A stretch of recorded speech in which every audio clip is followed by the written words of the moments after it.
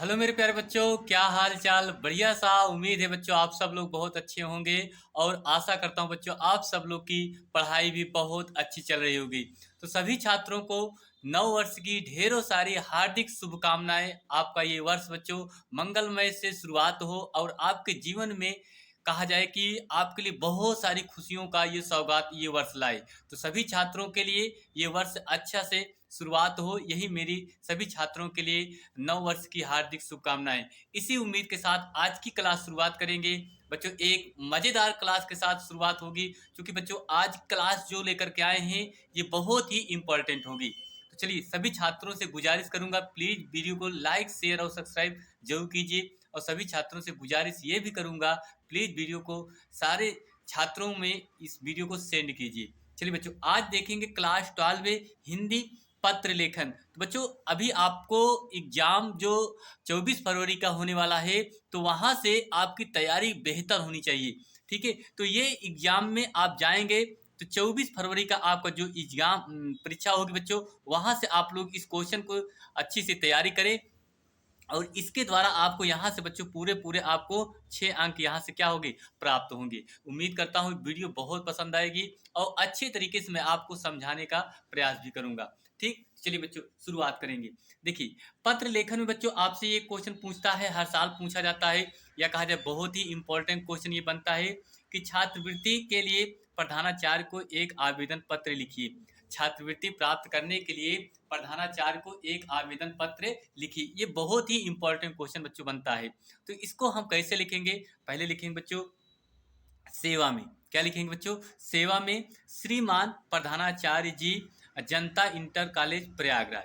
जनता inter college है प्रयागराज। ये आप अपने विद्यालय का एड्रेस लिखेंगे बच्चों। ठीक, इतना तो आप क्लियर हो जाएगा। उसके बाद फिर आप यहाँ से ये लिखेंगे माननीय महोदय जी। क्या लिखेंगे बच्चों, माननीय महोदय जी, सबने निवेदन है कि जो आप प्रार्थना पत्र बच्चों जो लिखते हैं सेम इसी तरीके से आपको लिखने, बहुत सरल शब्दों में आपको समझ में आएगा। ठीक, लिखेंगे सबने निवेदन है कि मैं आपके विद्यालय की कक्षा 12A का छात्र हूँ। 12A का क्या हूँ बच्चों, छात्र हूँ। मैं सदैव ही अपनी कक्षा में उत्तम अंकों से उत्तीर्ण होता रहा हूँ। मतलब ये कि जो बच्चा कक्षा 12A में है वो हर एक क्लास में अच्छे नंबर से बच्चों क्या हो रहा है, पास हो रहा है। ऐसे ही आपको सेम लिखना है। ठीक है, होता रहा हूँ।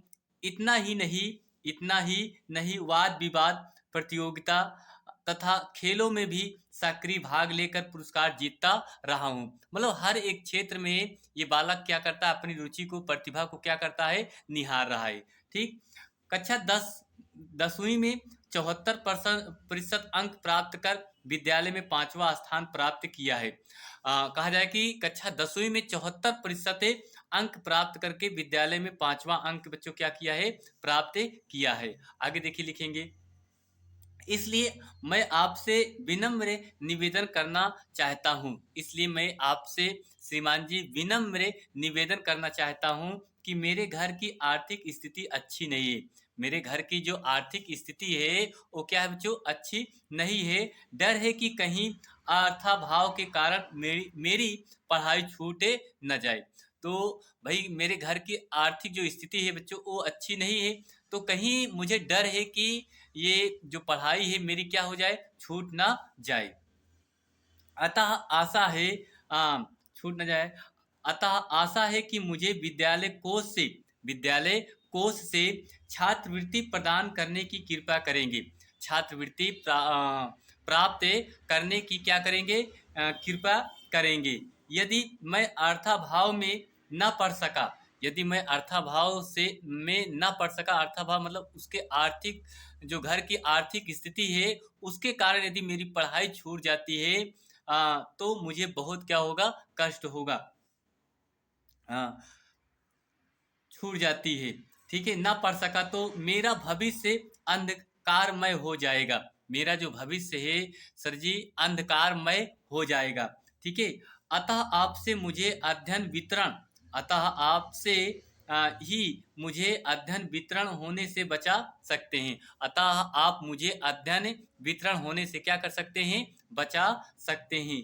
इसलिए कहा जाए कि इसलिए लिए मैं आपका बहुत आभारी रहूँगा। इसलिए मैं आपका क्या रहूँगा? बहुत क्या रहूँगा? आभारी रहूँगा।